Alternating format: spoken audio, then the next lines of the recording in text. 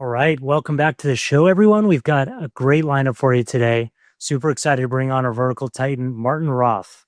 Now, Martin, he was the CRO of Levelset from literally their first dollar of revenue all the way through their $500 million acquisition by Procore. He has some incredible insights to share with us on, just scaling your sales team and some thoughts around how that's changing in the era of vertical AI. So excited for that one. Luke, how you doing today? You pumped up? Good, man. Let's do it. Ready for another episode.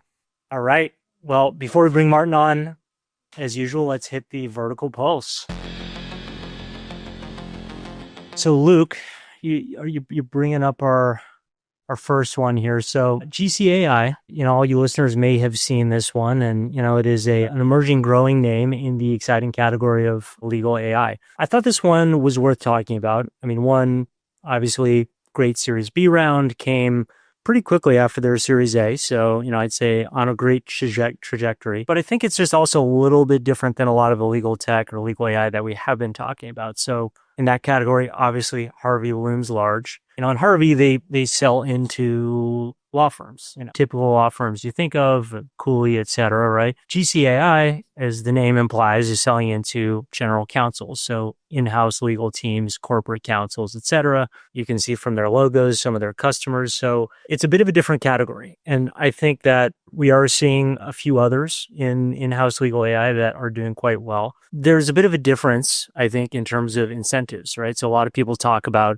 legal AI, and a big challenge there with law firms being that, they bill by the hour. So if you bill by the hour, do you want more efficiency? Do you want to reduce the amount of time it takes you to, whatever it is, review a document or prepare a draft? The incentives might be a little bit different with in-house counsels, right? Because their time is salaried. And, they want to make those workflows more efficient. Clearly, we're seeing the uptake in terms of revenue. Maybe just to hit this round on GCAI real quick for those folks who want to check it out. $60 million Series B, that was led by Scale and Northzone. That was I think just over $500 million valuation. And they have today about 1,000 customers. They've gone from, to about, I think, 10 million ARR in about a year or less. And that's over a 20% month-over-month growth rate. So clearly something's working here. Luke, how does this one strike you? I mean, I love it. I think it's awesome. Nick Tipman, friend of the pod with Tip Top VC, I think was one of their first investors. So he's obviously amped and, great markup for him, I'm sure. But yeah, I guess the question I have for you, Nick, is going from 0 to 11, or call it like 1 to 11 in 1 year, does that command a $550 million valuation?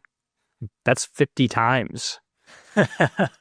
Yeah, I mean, look, I think there are a lot of crazy things going on right now with evaluations in AI, certainly in infrastructure, but we're seeing it creep into application layer 2. Look, I don't know. I think any company that goes from 0 to 10-ish plus in a year or even 2 is gonna command a great Series A, and I think a lot of Series B folks are following quickly behind. So, is it rich? I mean, look, these guys, great NPS, seemingly good retention, 10 million ARR business. If people can underwrite them getting to, 50 or 100 pretty quick, maybe it's not crazy, right? I mean, look where SaaS companies in public markets are trading today, 10x, 20x plus for the best, and you underwrite a year forward. It's not insane, but I think it is a real question of perceived flight to quality for these companies that grow really quickly. We'll see what retention looks like, The thing I really like about this too, and this is just for my product focused folks that are listening, is that I think they did a really good job here. And I haven't seen this in a lot of the AI tooling, but they have GCAI built into Microsoft Office. Mm-hmm. Which is sweet because every single lawyer lives in that, right? With the redlining and whatnot. And so that's a really cool feature. I would assume that's one of their most popular, widely used capabilities. So very cool. Yeah, that's like the difference between vertical and horizontal AI, right? You really lean into those unique elements of the vertical workflow that don't exist horizontally, right? Like, who really cares about Word?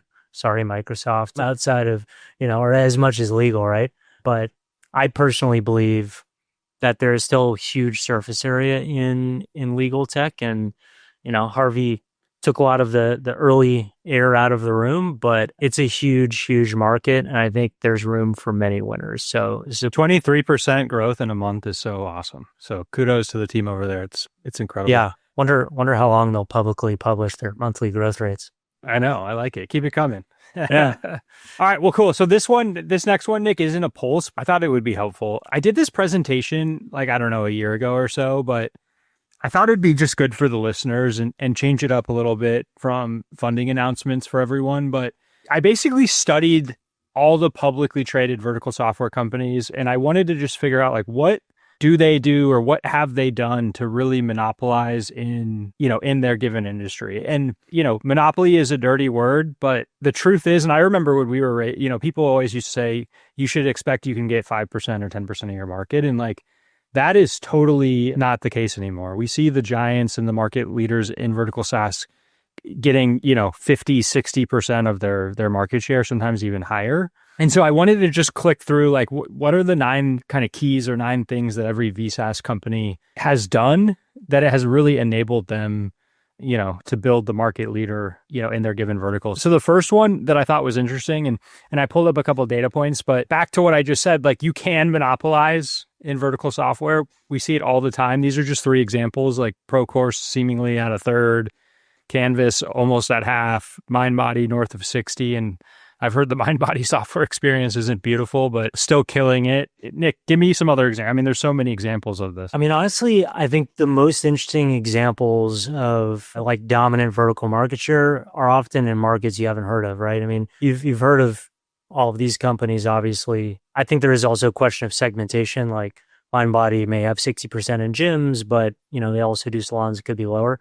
But when you start looking to other categories, like, I mean, there's a company called Central Reach in the kind of mental health space that, they have the majority of the market, right? You have some of these markets and that are supporting multi-hundred million, ARR businesses that you've never heard of that have like 50+% market share.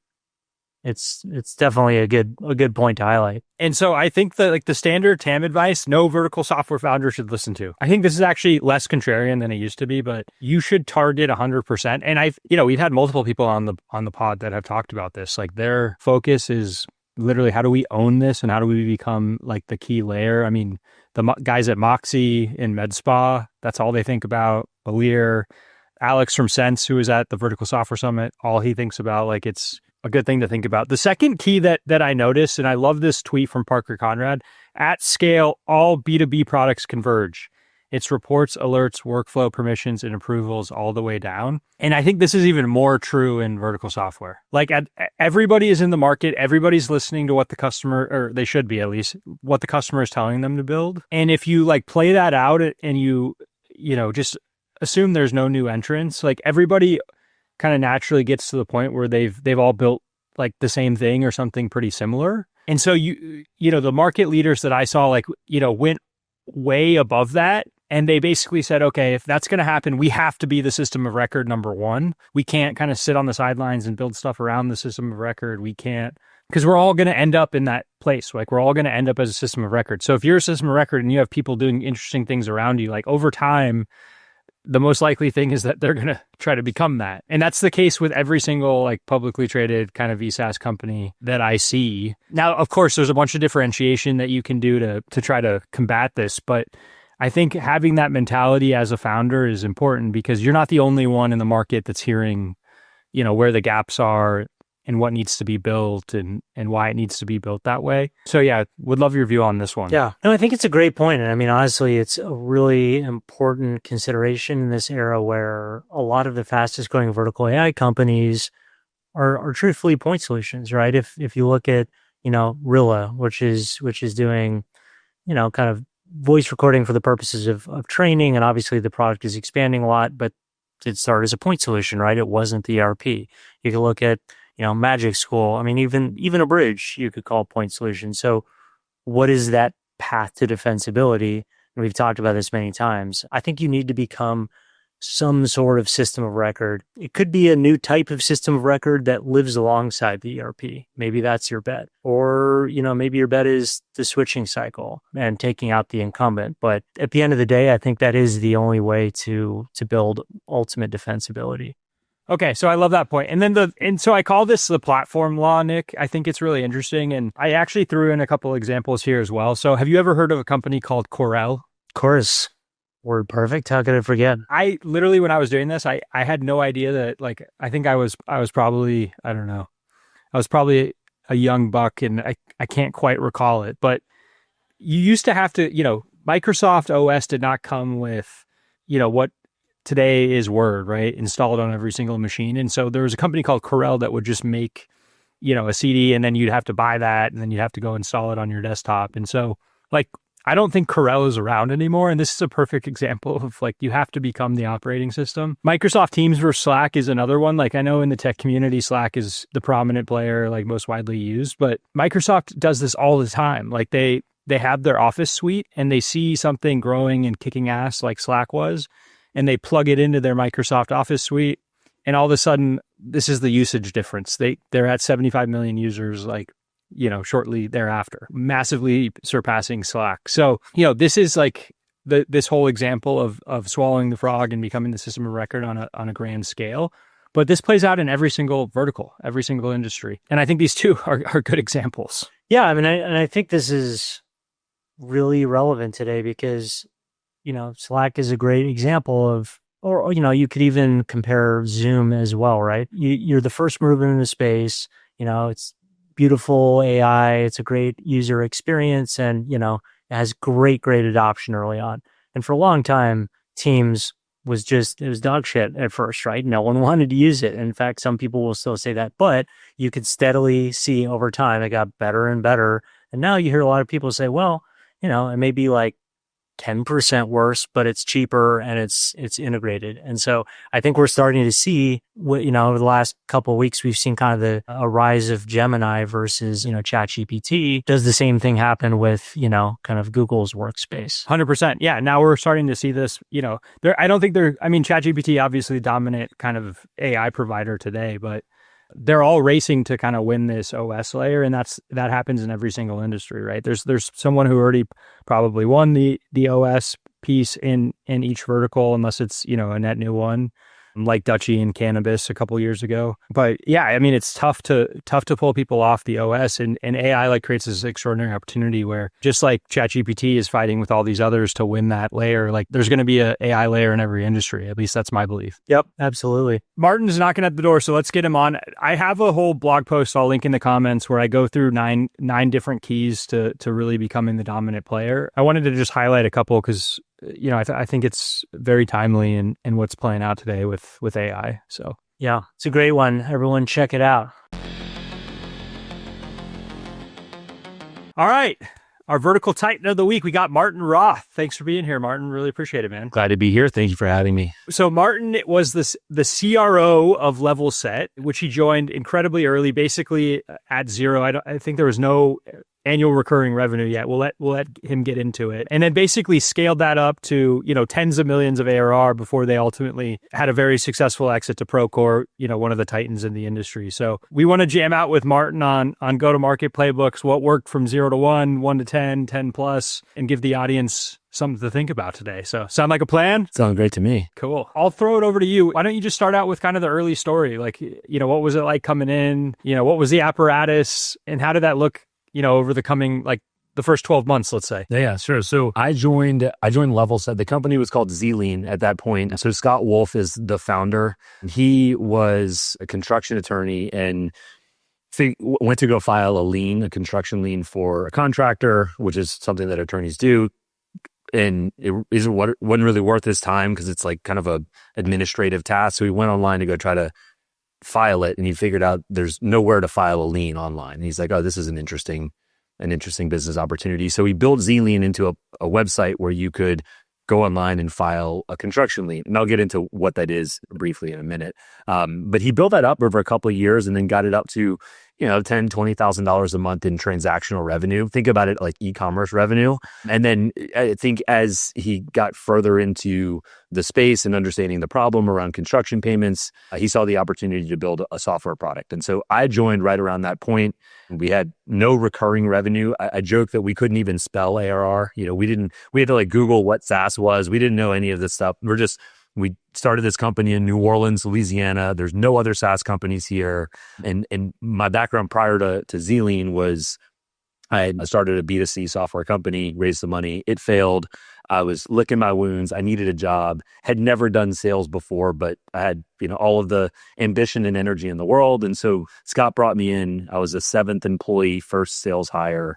And the charter for that first year was we need to go get recurring revenue. We had a little bit of inbound demand because we were really good at content. Really, Scott was very good at content, writing a ton of blog posts and just putting a bunch of helpful content out and driving eyeballs to our website. And we were good at converting that demand into customers. And so that first year, it's exactly what you would expect joining a very early stage company. There was, I think we used Nutshell CRM, which there might be 5 people in the audience who've heard of Nutshell. We didn't have HubSpot. We didn't have all of the modern tooling that everybody knows now for how to build a modern sales and marketing function. We didn't have any of that stuff. So it was, we did maybe the worst thing that you could do. I would say do as I say, not as we did, even though it worked out for us. I think we got lucky. What we did was Scott gave me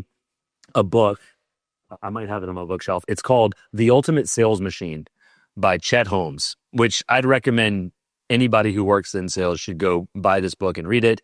It was written in the 80s. It's dated, right? So it's going to make some references that are not modern. But there's one piece of this book that talks about what they call a Dream 100 campaign. And it's really simple. Go put 100 logos in a list and call them or write to them or email them or do something to get their attention once a week, every week, until they either tell you to go pound sand or they close as a customer, right? And so that's exactly what we did. We picked the biggest companies we could ever sell to that needed to manage construction lien rights. And it was like ABC Supply and ThyssenKrupp Elevator and, all of the Caterpillar dealers across the country and, Martin Marietta Materials, these huge billion-dollar publicly traded companies, many of them, and here's little old me, like 23 years old, like never really sold anything before, trying to get the attention of CFOs and VPs of credit at these large companies. And we just pinned our ears back and went after it. And after, 6, 7, 8 months, we started booking real meetings and we closed our first $1.5 million in revenue pretty quickly. I say that by today's terms, like, Kersher goes from 0 to bajillion dollars or whatever in 12 months. This is a different vintage of venture-backed startup, right? So we got to about $1.5 million in 18 months or so, pretty quickly. And the learning there was like, it was so hard to close these big, $50,000, $100,000, $150,000 annual subscription agreements with these customers. And in the meantime, we had this inbound demand cranking that was really just funneling to the e-commerce site to file liens online. And I had just hired our first salesperson who was taking this inbound demand and trying to convert them to be small SMB subscription customers. And these types of customers were not publicly traded companies. They were like, home service contractors or electricians or plumbers or, small lumber yards. And I remember specifically, so we were going after this equipment rental company that's based in Las Vegas. I won't, their name is not relevant. And it took me like 6 months to close an $80,000 deal. And in that same period, we had closed like $200,000 in SMB revenue, like very SMB. Like $3,000 to $4,000 a year average deal size. We closed more than double the amount that this large equipment rental company was going to pay us. And that was a bit of a moment because right around that, like, $1.5 million in revenue, we're like, wait a minute, we're focusing on the wrong part of, like, this is so hard. It required so much of my time and Scott, the founder's time, to go, like, you're doing in the early days, you're doing a little bit of vaporware selling, where you're kind of like, you go to meet them and then you do like a workshop with their team, and then they're like, do you have this feature or that feature? You're like, oh yeah, we'll have that ready when you're live, and then you rush back to the development team. You're like, hey, we need this, and it needs to be ready like December 1st. And they're like, what did you sell and how much did you charge? And so we definitely had a lot of the same characteristics of gunslinging, just trying to go find revenue wherever we could, because we're still trying to find product market fit. So that was really the first like chapter one of the go-to-market motion. We had this inbound engine that was just starting to crank. We had no tooling at all. The sales team was quite small. All of my focus and Scott's focus was on going after these big Dream 100 accounts. And underneath all of that, we had this nice little SMB engine that was humming along without much investment, any like deliberate investment around building a real structure to that. And so about a year and a half in, we got to the point where we're like, oh, let's go see if we can raise some capital. And so we went to go raise what we thought was a Series A, and we got like a bunch of no's. And then we got introduced to Darren Bechtel from Brick and Mortar Ventures. And so if you know vertical SaaS, or specifically construction tech, Brick and Mortar is kind of the name, or at least one of the handful of names. PlanGrid, Building Connected, Levelset, Fieldwire. There's a bunch of good companies that came out of that first fund. Darren was the one, I think, who bet on us, gave us our seed round. It wasn't an A, it was a seed round. And when we raised that money, that was when it was like, okay, let's button up our shirt a little bit and really think about how we go scale this business. Before we go to, I want to go to chapter 2 in a second on this. The first, I love the beginning though. I want to just zone in on one point. There's a memo going around from a Wall Street executive, I think in like, I don't know, the 2000s or maybe the 1990s. And he says we should only hire PhDs, not MBAs. Have you guys heard about this? What is a PSD? So that's what I said. A PSD is poor, smart, and a deep desire to get rich. I don't know about smart, but I was definitely poor with a deep desire to get rich. Yeah. And probably so I'm just hearing like who Martin, like, when he came in and like the people that were around the table, I was like, these PhDs, baby. I was a PhD too. I was just dumb enough to not know any better that I shouldn't be in the room. And so, one fun story from that era, we were trying to get a big elevator installation company that's based in Atlanta. And, I'd been trying to get this meeting for a while and scheduling and what have you. And so I did the age old tactic that everybody's done, which is like, oh, we're going to be in Atlanta on Tuesday. We'd love to stop by the office if you're around. And they took us up on it. And it was like the day before. So Scott and I get in a car, we packed suits, which we would like, we drove overnight to Atlanta. And we have the meeting in the morning. Ended up being a great meeting. They became a customer. It was like one of our first real enterprise, like $400,000 a year customer. There's a 2-drink story about how that all went, because like it was definitely challenging to onboard, 130 end users, and like the product had to change and all that stuff. But when we got up there, the executive who ultimately made the purchase decision, he's like, oh, well, let's go get lunch. And so we said, yeah, we have a car, like we'll drive to lunch. And we walk, and Scott on the back of his car had a Tulane sticker. Tulane's a university in New Orleans. And the executive kind of stops. He goes, did y'all drive here? And we're like, oh yeah, New Orleans is just around the corner. Like, yeah, it's easy. We get up here all the time. We were wearing suits. None of this was like, it's just an example of you do whatever you have to do to get the meeting, to get in the room, because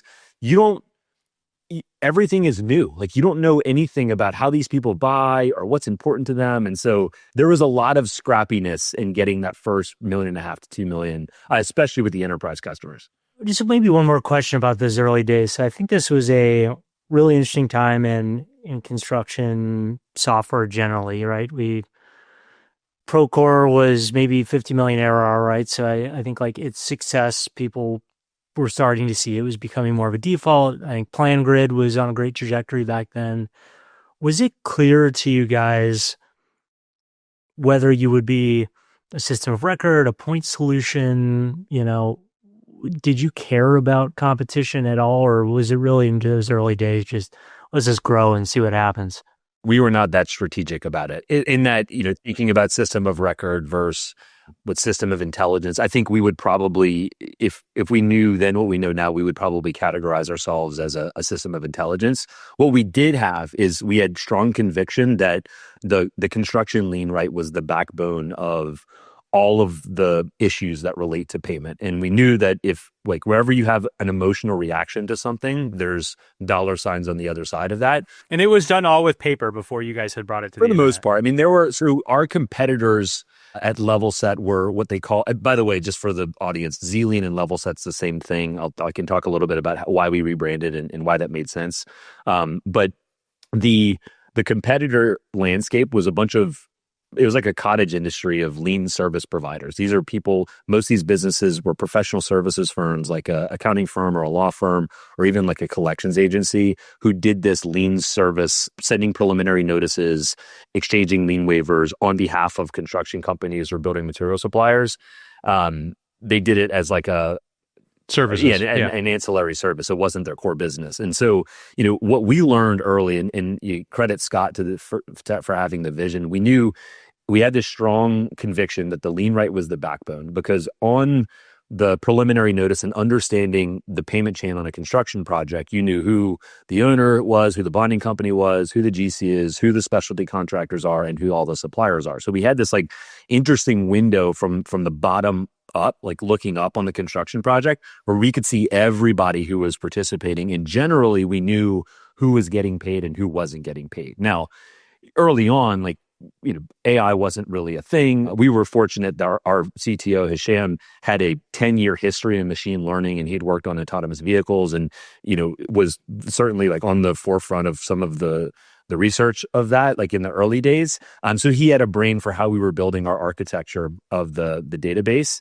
And, we built at scale. Really, we had like the largest database of active construction projects in the world that was all connected. And so we knew who worked with who. We knew the that's like the Brad Jacobs, like United Rentals thing is like you guys actually created the whole visibility layer of something that was totally that's right analog. But it took like 6 years for that to even become a usable thing, right? In the 6 years up to that, it was just a lot of doing a service for people, right? But making sure that we were building infrastructure on the backside. So going back to the question, Nick, or I guess both of you kind of asked the question, the strategy, it was really like we knew that there were a lot of construction projects and everybody had a problem with payment. And we knew that our wedge into that was construction lien rights. And we had this, on our early fundraising decks, we had this flower petal visual where it was like, start with lien rights management, and then we could get into draw management or helping contractors and owners manage the draw process. And then it was like insurance and payments and materials financing.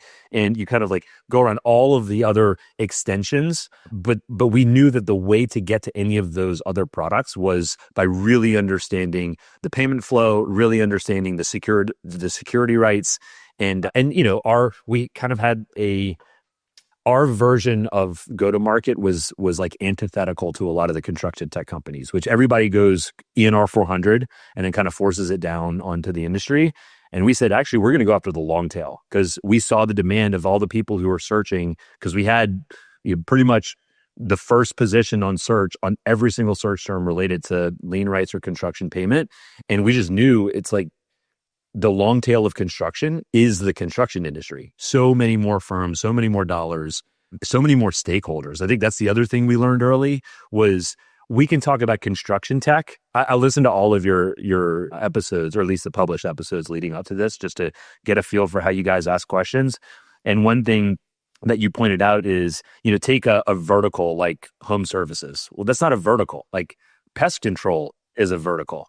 Or you could even get more specific than that. Same is true in construction. Construction tech is humongous. Like, what is construction? There's the owner developer, general contractors, there's the specialty contractors. Then you have suppliers. Suppliers don't even think of themselves as lumber, granite. Yeah. Lumber, granite, building material supply, plumbing, fixtures, all that stuff. They don't even use the same software. They use like Oracle and AS400, which is an old IBM product, and Epicor. It's like the construction industry is very, very broad. Then you have like specialization, civil construction, commercial, residential multifamily, or single family residential, and on and on and on. And so we just saw like the the fragmentation and all of that mess looked like opportunity to us, because we were really good at getting into the weeds of something as esoteric as construction lien rights management, and we just kind of saw the forest for the trees on all that mess and said, okay, there's something here. There's a lot of pain around payments, and we can build lots of valuable products and services to serve the market in this way. So that's and with respect to raising capital, I feel like for the first 2 or 3 rounds, we'd spend half the pitch just educating the venture capitalists on what is construction and how does construction work. Like, and I don't think we're alone in that. I think every construction tech company from that vintage of like 2013, 14, 15, it's just people didn't know about construction tech until Procore got big, PlaneGrid, Autodesk bought PlaneGrid, and then it was like, oh. People still don't know about construction tech. They may think they do. Maybe I live in a bubble. I feel like everybody I talk to, I guess maybe that's the inbound I get right now, is everybody wants to talk about construction tech because that's the world I live in. But anyway. So let's go back to the kind of the chapter 2, if you will. So you guys raise this round, you get some institutional backing. It becomes very clear that like the mid-market enterprise cycle, like the success of that doesn't translate to what's happening with this like inbound kind of content engine that you spun up. That starts to become obvious to you. What's next? Yeah. So a whole bunch of heartburn and heartache and challenges came next. So what happened, I call the story this way: 0 to 1 took like 18 months. 1 to 10 took like 6 years. 10 to 20 took like 18 months. So what the hell happened between 1 and 10? Right. Yeah, don't leave us hanging. Yeah. So the shortest way to tell this story would be we really were trying to fly 2 planes at once. We had enough of an install base of large logos that we had to service. And those large logos, they were really building material suppliers. That was our enterprise play. Like, we didn't really sell to Turner or DPR or any of those large companies until much, much later when our product started to serve commercial general contractors. So we had this one plane that we're flying where we're going after large building material suppliers. And that became really important because large building material suppliers are equipment rental, United Rentals and Sunbelt and all of them. They rent equipment to a lot of construction projects, and they sell materials to a lot of construction projects. And in a backwards way, we walked into a really great data asset that we could learn from. Right? Again, we didn't take advantage of that until later, but that was a nice advantage of going after that enterprise customer. And then on the SMB side, we had this nice inbound engine that was the traffic was low, but we get 30, 40 leads a month, 50 leads a month, which is pretty significant. These aren't demo requests, by the way. These are people downloading white papers or like free forms that they could use and high intent.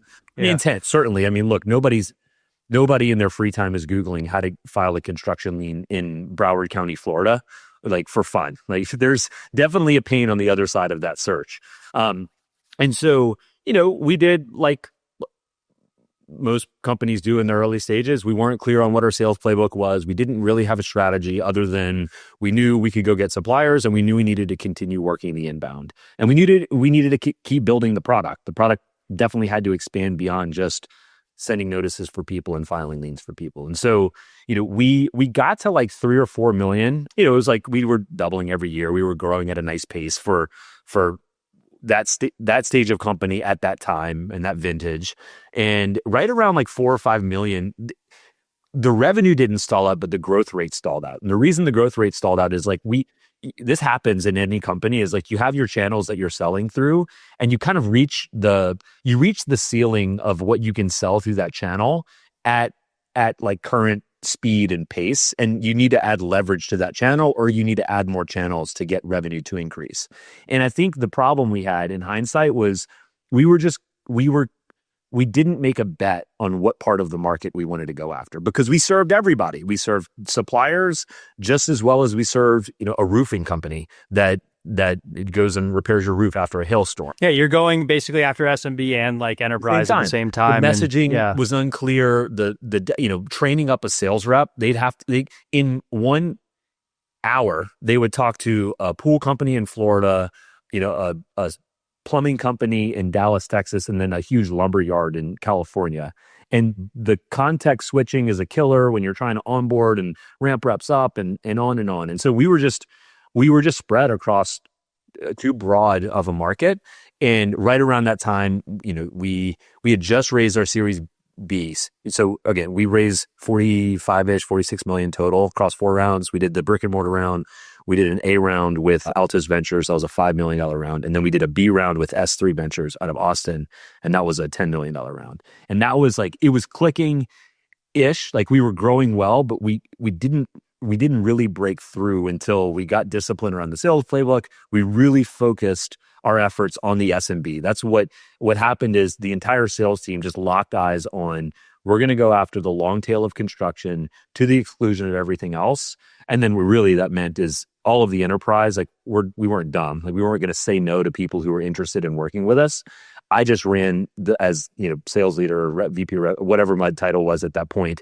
I just ran the enterprise pipeline off the side of my desk so that the team could focus. And we were really focused on repeatability and playbook. Was that a company-wide strategy, or was that just like, we're just going to do this on the sales function? No, that was... I'm seeing it. Okay. Yeah. I mean, except for that, our operations CS and support teams, team, yeah. like they have to serve the install base. So it ended up being like anywhere from 60 to 80% of our revenue came in from SMB, and then 20 to 40% came in from like what you would call mid-market or enterprise. And then it normalized that at scale to about 40% came from mid-market and enterprise and 60% from SMB. So what did that mean in terms of changes on the ground, like to the sales team, to the collateral, to training?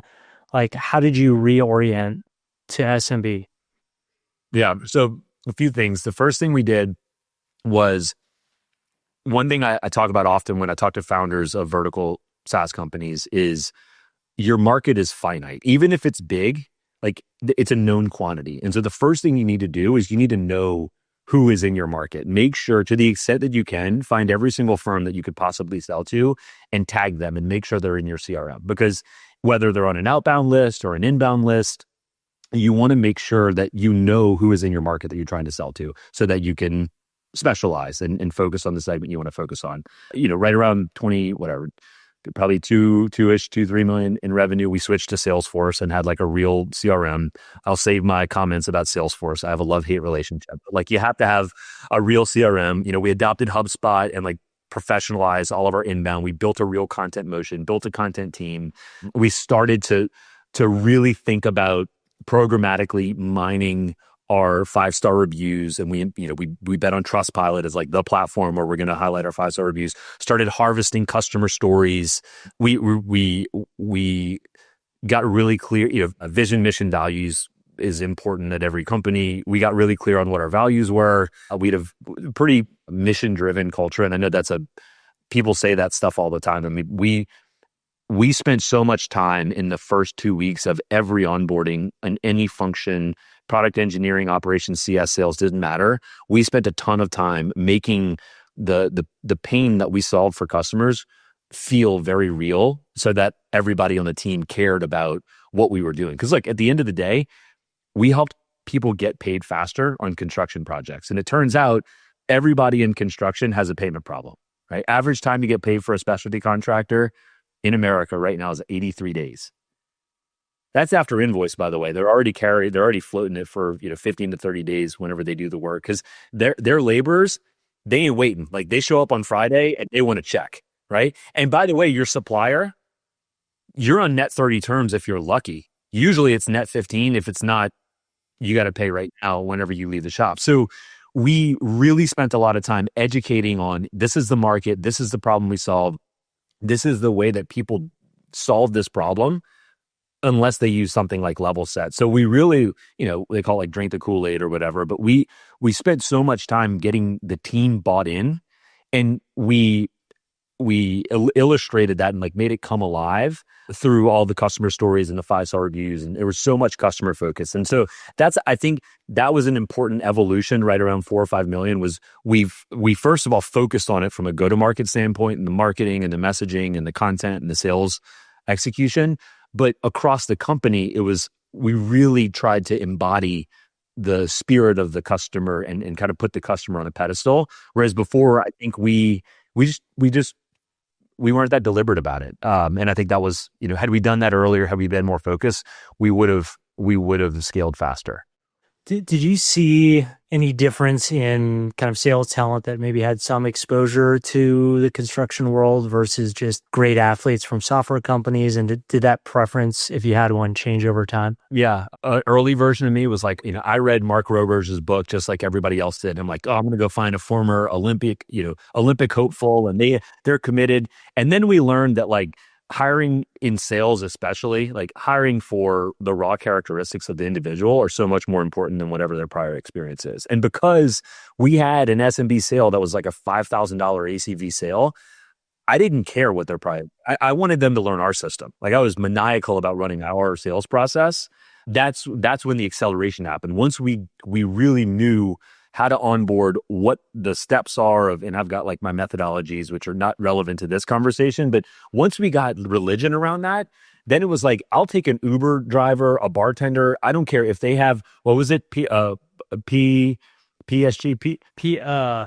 smart, and what? PSD, wants to get rich. Poor, smart, desire to get rich. Find me PSDs. I don't care what their background is. Yeah. Find me PSDs and we can put them to work and we can motivate them. And there's an infinite market that we could sell. I mean, virtually infinite. There's 1.5 million construction firms in America.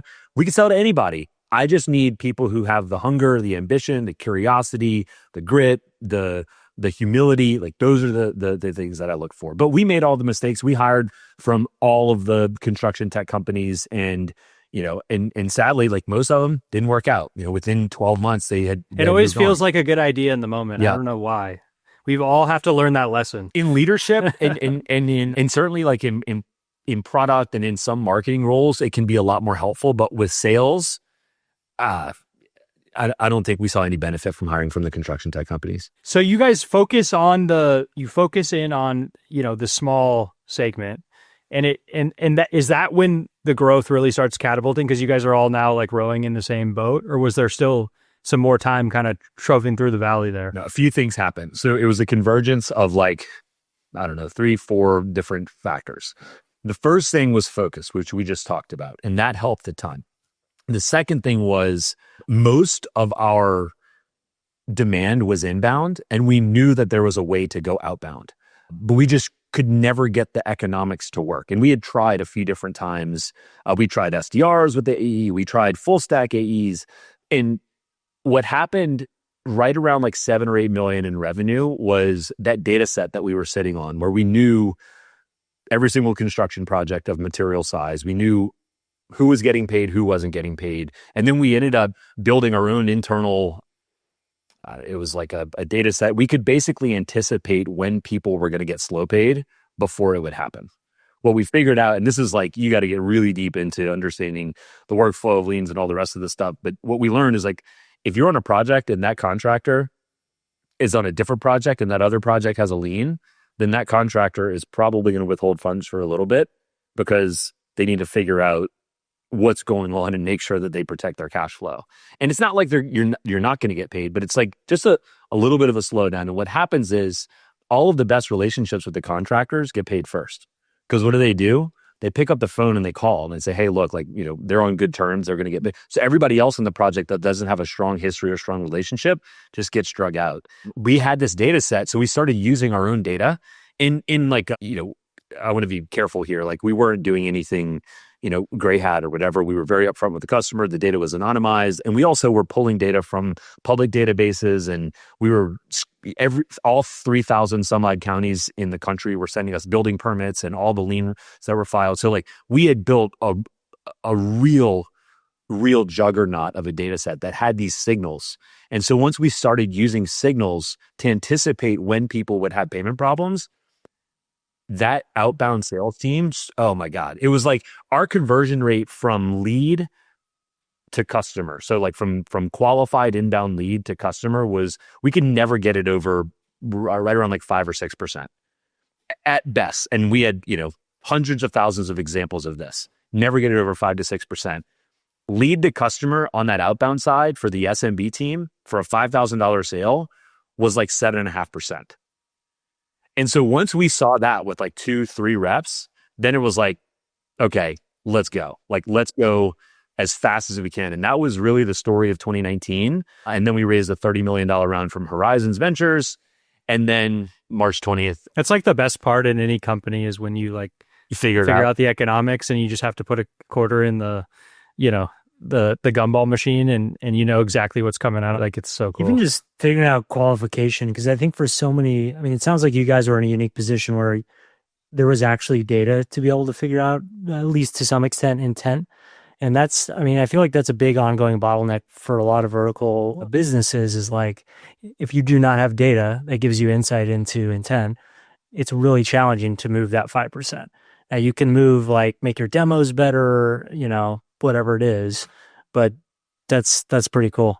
That's absolutely right. And the other thing is that it wasn't anything about the size of the data set or the timing. It just took a long time of different tries and chances and experimenting to figure it out. Like, we probably could have figured that out 4 years sooner. We just didn't. Maybe a lack of focus or what have you. But so anyway, the data was a piece. We ended up turning that data set into a product. And that was like one of the first times we really launched a product and it just like started selling as a different module. We could sell it into install base. We could sell it into new customers as a package. A few other things, like we finally figured out our packaging and what our real value metric was, which is always a challenge in those first, 2-3 years, not knowing how people value your product. We started going multi-product, so we introduced payments as a product. It was just a convergence of a lot of stuff. And then the last thing I'll say, like right as we approached 10 million in revenue, that was when up to that point, customer success had owned upsell and expansion. And it was good, or it was fine. I guess we didn't know any different. But the thing is, customer success is the most important job in the entire company. And they're inundated with all of these responsibilities that they have with the customer. They have to run the QBRs. They have to keep the customer happy. They're, part-time firemen because they have to deal with issues that come up with the account. Oh, by the way, they also have to ask for a 5-star review and they have to ask for referrals and they have to schedule they're like the busiest people in the org. No doubt. Oh, and by the way, we're also going to saddle them with can you go have commercial conversations that are kind of awkward and you're not really a salesperson and you don't like having sales conversations anyway. And so it took us a while. Our VP of customer experience, Gretchen Lind, we worked very closely together and she's like, okay, Martin, we'll let sales run upsell and expansion, but we want to have close eyes on it. And then it took 6 months for us to not step on our own feet where 4 people called the same customer in the same day kind of thing. But once we figured that out, that was when it felt like we were really cooking with gas because the net new was working. But then what we realized, we were sitting on a sleeping giant because we had $10 million of install base that nobody had really intentionally sold into in a thoughtful way. And so, just to use numbers, order of magnitude, I think we were closing, $50,000 to $60,000 a month in expansion and upsell, and we were adding $600,000 a month in net new. And within 6 months, it was $1 million and $800,000. That was the story of 2021 where we were at 10 and just ripping. Outbound was working, inbound was working. We had spun up the enterprise sales motion with a proper enterprise sales team and SDRs and a mid-market team. The messaging was tight. We had multi-product and we had an install-based sales team. And we were adding 2 million in net new every single month. And it felt like we had caught a tiger by the tail. So what was that ACV evolution? So you had your first product, by the numbers, primarily SMB. What was that ACV? And then after you figured out a couple of these upsell products, where did it grow to? Yeah. So in 3 buckets, SMB, mid-market, enterprise. SMB was about a $5,000 average deal size. Mid-market was a $25,000 to $30,000 deal size. And then enterprise was in the 6 figures, 100 to $1 million. I mean, we had some big customers. We had some slightly big customers. SMB was where it really got interesting. I'll tell a funny story. In the early days, in the first million, we had no idea how to package the product. And so we would sell people on a $1,500 a year plan. That was an all you can eat buffet and didn't have any of the measurement on usage or any of this. And so 4 years, 5 years later, we go do an audit of how much is the customer paying us? What is their usage? And what would we price them at now if they went on modern pricing? We had some customers that were paying $1,500 a month that should be paying $60,000. I'm sorry, $1,500 a year and should be paying $60,000 a year, right? There was that much difference in usage versus what they bought. And we just didn't have any motion to like revisit the contract and resize the contract based on usage and bring them to modern pricing. And look, I'm sensitive to this idea that you should just jack up prices on customers willy-nilly just because you can. But there's a clear difference in somebody who's paying basically $2,000 but getting $60,000 worth of value. So there was a lot of that we had to like, that's some cutting our teeth in just figuring out and having some fidelity with our packaging around the product. Specialization super important at 10 million too. Like, SDRs are SDRs, outbound's outbound, inbound's inbound. You have segments, you have install base. There's more clear rules of engagement, which every CRO ever loves rules of engagement, right? I used to joke, we'd have like ROE court, I'd wear the wig and, we'd be like, okay, what's your case and what's your case and whose deal should this be? Yeah. I mean, that's the, I guess like the not as fun side of having a scaled team. But yeah, I mean, it was, look, obviously a good run. We impacted hundreds of thousands of contractors and material suppliers and owners, and we built a really good business. And there was, it had legs. It could run for a very long time, and then we got acquired. So I want to jam on some playbooks if we can, Martin. I think like the story is phenomenal, and there's a bunch of nuggets in there and lessons, for the audience. Let's like zoom out and just think about broadly 0 to 1, and then let's go into like 1 to 10 and then maybe 10 plus. And like you're working now with a bunch of different vertical software companies, right? If you're in this 0 to 1 bucket, like how do you think about, if you're a founder listening and you're trying to find that customer acquisition, channel, like how do you think about testing different channels? How do you think about how long do you test them for? Like how did you guys get obviously you get conviction on like this SMB inbound motion, but if you could go back and do it all over again, knowing what you know now, like what should someone in that 0 to 1 range be thinking about? The first thing is you have to have a point of view about the world and something that you believe, that you want other people to believe. And that's the foundation of a strong messaging and positioning and a strong content strategy, which is there some workflow process message point of view that I can't help but get the world to adopt this point of view, which is very different than I have this widget that I want to sell to the world that maybe solves like, a point solution pain point. I believe you have to have a methodology, or I don't know the right way to describe it. Being an evangelist.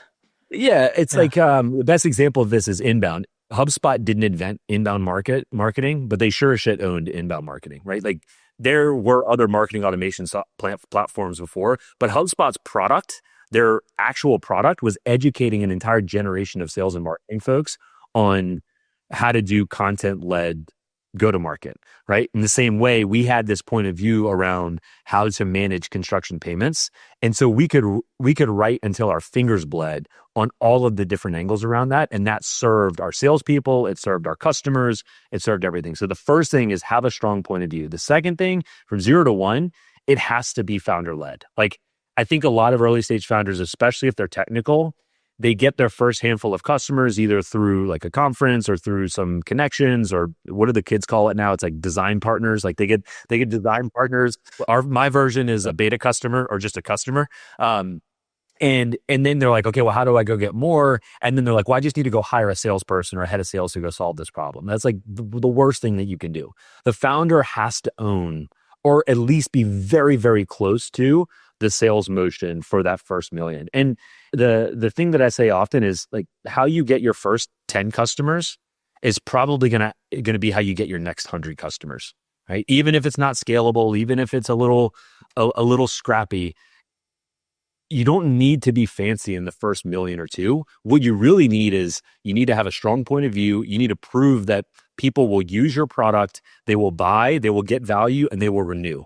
And once you start to see that first renewal cycle come in, then okay, we have a repeatable thing here. Now we can start to go scale and think about channels. So I think from 0 to 1, channels it's not really a thing. The only two things that matter are have a point of view, write a bunch of content. If nothing else, you can run a webinar once a week for the next 52 weeks. Everybody can do that. And you should, and you can repurpose the content in a bunch of different ways.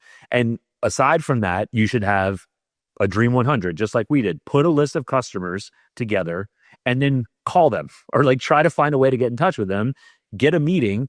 You have your point of view, see if they believe what you believe. And then if they have to solve the problem that you know how to solve, then see if they want to buy your product. Way oversimplification, but I think if most vertical SaaS founders took that point of view, they would get to that first million a lot faster. Yeah, I think that's such a good point. I mean, I think this has been a somewhat of a thing for the past, my entire career of, you see founders say, hey, we're going to scale really early into this channel. And it's like, look, that's great if it works, but it very well may not. Usually it doesn't when you're that early. And even if it did, you're not going to learn why or why not people want to buy your product, which you have to know. So Martin, moving to that 1 to 10 phase, right, was the toughest for you guys. I think it turns out to be the toughest for a lot of companies. What's your like top 1-2 pieces of advice there? Don't fall victim to shiny object syndrome, just like me and everybody else. I think if you the first or earlier part of our conversation is just focus. Like once you get your first million, look at who the customers are, who are the best ones, the ones that you want 100 of. Really build your personas, your ideal customer profile and the personas around that. And then 1 to 10, it's like your channels are going to be pretty straightforward, at least in vertical SaaS. You're going to go to conferences and not like Dreamforce or, ConX, like everybody, ConExpo. It's great. I love that you spent $20,000 on your booth at ConX, but let me tell you, you're not going to get much demand from ConX unless you walk into that conference with like 100 meetings set up, right? So instead, save your money and go to 10 conferences that are like 50 to 100 people that are in like some, in Cleveland, Ohio, but every single person in that conference is a would-be champion that might buy your product and cares deeply about the problem that you solve. And so that's a channel, right? The other channel, again, continue to invest in inbound and content, continue to invest in direct. And I think the 1 to 10 story is like lean into the customers, right? Celebrate the customers, work on happy customers that want to renew, get the feedback, continue to build the product. Once you have a product that has product market fit that can sell, and you're really tight on what part of your market you can go sell to repeatedly, find the 2 channels, 3 channels that you know how to work, and just work those as hard as you can until it's very clear that they're repeatable. Then you can start focusing on multi-product and some of the specialization that we talked about. And then the last thing I'd say is like, don't wait too long to do install base, like account management style expansion sales. I wish we would have done that at like 5 million in revenue instead of 10. We would have grown faster and we would have learned more also. Like you just get so much value from existing customers. So then when you shift to the 10 million ARR plus range, I'm curious, obviously your top thoughts, but also just how thinking around from the sales perspective, product set expansion changed. So I feel like in that kind of 1 to 10 bucket, you're just first couple of expansions, but now you're looking at maybe a platform. So I'll tell our story with that because every company is different. I think most vertical SaaS companies, everybody read, who is it? A16Z had their thing about Toast and MindBody and how you move into embedded finance and payments. And that's, or Dave Yuan from Tidemark is great about talking about the same philosophy. We bought into that just like everybody else did. And we knew, especially because we were close to the payments, that the version for multi-product for us was really like 3 things. The first was data. We had a data set that we knew was valuable and we could build products on top of that data set. So that was the first thing, was once we have that product, how do we get that product in the hands of the existing customers and how do we package it into our net new customer sales pitch? The second product we had was a payments product, so getting people to use us for ACH transactions. The third product was a financing product, like literally just short-term financing for contractors. So you could think like Build, who just partnered with Turner. Pretty interesting what they're doing, and Chris and their team are great. We had a very similar product. You could argue that we were competitive. There's probably more companies that are in that space now. I'm not as keen on it, but that was a product. And then I guess that's the extent of the products that we were selling. The thing that's important is that each of those products has a different buyer, right? Presumably. Sometimes it's the same buyer as your core product, but it's a different buyer, requires probably a different motion and might even require different teams. And so that was something that we were probably bad at early on. So for example, when we started to sell our lien waivers and payment applications product to general contractors, what we learned is that general contractors really didn't like that our name was Z-Lien, because liens are a 4-letter word in the industry, and you can't sell to a general contractor in like when you have a combative name. So we rebranded to Levelset because our mission was really to help everybody across the construction project. The other thing we learned is that a salesperson can't context switch between different buyer personas, different use cases, different pain points, and sell different products. And so specialization becomes really important, and being deliberate about which product you want to put in front of a customer, which goes back to like, not to bring you into the sales world, but it's like discovery. When you're talking to a customer, what are the problems they have? Only sell them the products that solve the problems that they have. Try not to make the sale bigger than what it needs to be. Once you earn their business, there's always an opportunity to serve them in different ways, which may lead to selling more products. And so I don't know if that directly answers your question, Nick, but that's kind of how we thought about it. We had a much bigger team after 10 million. We were really putting that $30 million to work. And so we had a materials finance sales team that also sold payments. We had a team that was really focused on selling data, and we had a team that was focused on selling the core product. Cross-sell is the eighth wonder of the world. No, I would say that just expansion and upsell is and just recurring revenue in general. It blows my mind when you have a good product with happy, healthy customers that like your brand, that identify with the mission. Man, it's nice. Like, here's another example, and I know we're probably coming up on time here. We sold to the smallest of small businesses, roofing contractors, restoration. Anytime construction happens at any level, residential, whatever, we sold to them. And these small businesses, the fact of that part of the market is that 20% of them literally just go out of business every year. So built in, you have 20% logo churn, right? Never mind all of the rest of the churn that you're going to get, because there's churn. There's just lots of churn. That is one of the features of selling into SMB. And what we learned as we went multi-product and we figured out the upsell motion, and one of the things that I hope the listeners remember is like, focus on the users that use. Stop trying to chase the people that don't want to use. When you focus on the people that stay and that are happy, that's where you can really grow those relationships and you can fix your unit economics problem. So we had, I guess, like on the come up, we were probably at like a 30 to 35% gross churn number, or to say it differently, our gross logo retention was at 65 to 70%. That's a tough space to be.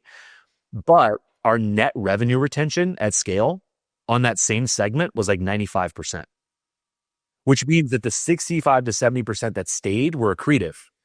And they were able to consume more because they were happy and they would stay around. And I believe had we kept at it, we probably would have gotten that 95% over 100%. And when you get net revenue retention over 100%, because, Luke, the eighth wonder of the world is recurring revenue and expansion, all bets are off. Like the growth is parabolic. When you looked at our blended revenue across all segments, we did have over 100% net revenue retention, but that was just because, like, with enterprise, you'd land and expand, and like, you could take $100,000 account and if you serve them well, then they'll spend $300,000, $400,000, $500,000 with you because you'll find ways to build things for them, what have you. Yeah, it's much easier in the enterprise segment to the retention metric itself, for sure. Makes it doubly interesting that in this current era of AI, you have a lot of people questioning whether or not, subscription retention models are the future, which, Luke, I think segues into your final question quite well. Yeah, so we'll wrap up with this one. How are you seeing everything we talked about today change in the world of AI? Like, with all these AI companies, I mean, we've had a playbook. We've all kind of learned the playbook over the last, call it, decade. Like, a lot of it seems like it's been thrown out the window or is getting thrown out the window. Like, I don't know that I agree with that. So here's how I think about this. There's a lot of the growth that I see that doesn't quite make sense to me. I mean, I believe that it's happening. I'm not challenging like the numbers that are getting reported. It doesn't make sense to me that it would be sustainable, because switching costs are so low right now, especially with a lot of those wedge technologies. Like, take, for example, home service businesses, home service AI companies that sell into home service, there's, a dozen of them that are all trying to serve the same market, or maybe this one's going after PE roll-ups and this one's going after the long tail or what have you. But like, the switching costs to move from one to the next are quite low. And so there has to be something deeper than just the functionality of the product and the workflow that you deliver to the customer. And so that's where maybe I'm a dinosaur. I mean, I'm only 36 years old, so I'm not like that old, but like I did come from the recent version of SaaS sales. I just feel like if you have a good product and you have good customers and you serve them well and you deliver value, then I don't think that's going to change for a long time. Like, what worked, if I can, my entire education and training at Levelset was literally a book that Scott gave me on the first day, and then he put a headset on my head and was like, go call customers, right? That was my onboarding. And if I can learn from a dude, Chet Holmes, who wrote a book in 1980 on how to do enterprise sales, I'm pretty sure that's still going to be true 20 years from now. Like, unless, where they call it the singularity happens and we're all, out like playing in the grass. But if you're working on sales, I just think use tactics that have been around forever, which is have a strong, like, what are Porter's 5 forces, like all of the MBA level like strategy stuff still relevant. Everything around building a brand, building a point of view, building a community around your product, serving those customers, building products that are valuable, all of that stuff I think is going to be true for a very long time. And with respect to packaging, I think, Nick, you were kind of referencing like usage-based versus subscription. Anybody who listens to this podcast who I know personally knows my position on seat-based pricing. I hate seat-based pricing exactly for this reason, which is that now you don't need seat-based pricing. It's all about how you use the product and the value you get from the product. And that's ultimately, that was our packaging at Levelset. Our value metric was the number of projects that you have in the system. We didn't care how many users you had. And I'm pretty sure that packaging would still work today in the age of AI and all this stuff. And we had MRR and we had ARR and all the rest of that. But what is ARR versus MRR? All you're doing is getting somebody to commit to a longer term and basically saying, I'm going to use this much usage for an extended period, right? What's the difference between that and what Lovable does with their credits? It's like you reach the limit of the context where you have to upgrade. I agree with you, man. I always think about like Nic Poulos. My household is not that complex of an enterprise, but if I had to worry every month about like paying for Netflix based on how much I watched it, I'd go insane. And I don't think Netflix would enjoy the accounting either. So I think there is definitely like some inference costs to be balanced out. So we got to get creative, but I do think there's probably a reversion to like a high visibility, simple pricing package for most AI products as well. People just want to know what they're paying for. Tell me how much it costs. Yeah. Tell me how much. You don't have to worry about it, Transparent. That's the benefit now, is like you can be so much more transparent. The tooling is a lot better. We have a whole other podcast on how slick it is on like the tooling for go-to-market they have like Orem and Nooks and like it's really impressive what you can do with the tools. But like, I just encourage all vertical SaaS founders, the fundamentals of go-to-market are still true that were true 20 years ago, which is build a good product, find a good customer segment, have a strong point of view, and just care about the customers and serving them. And all the rest of the stuff is just detail. I think that's right. I think the playbooks are more adapting around the products themselves and less about how people buy the products, right? Obviously, there's some change in packaging, but specifically in go-to-market, I think I'm aligned with you. Well, cool, man. Martin, how can folks find you? MartinRoth.com. Pretty easy. I'm on Twitter. I'm on LinkedIn. Like and subscribe, all that stuff. Awesome, yeah. Martin. Thanks, man. So appreciate it. Thanks, Martin. All right. That's it for this week's episode of Verticals. Big shout out to Martin for being on the pod. I love having CROs on. I always get so much out of it. That journey with Levelset from basically zero to, a massive exit to Procore is awesome. We obviously had Kyle on a few episodes back from who's CRO over at owner.com, and they're cranking. And so I feel like there's always a ton of actionable advice, feedback, thoughts, insights, all that from those folks. I want to give a quick shout out to Paraffin. Founders, go check out Paraffin. It's the reason verticals exist. They have incredible products, embedded spend, embedded credit, a lot of different capabilities to really help drive retention, revenue, and TAM for your vSaaS business. So a big shout out to Paraffin. And with that, we will see you all next week. Thanks for being here as always. Appreciate it.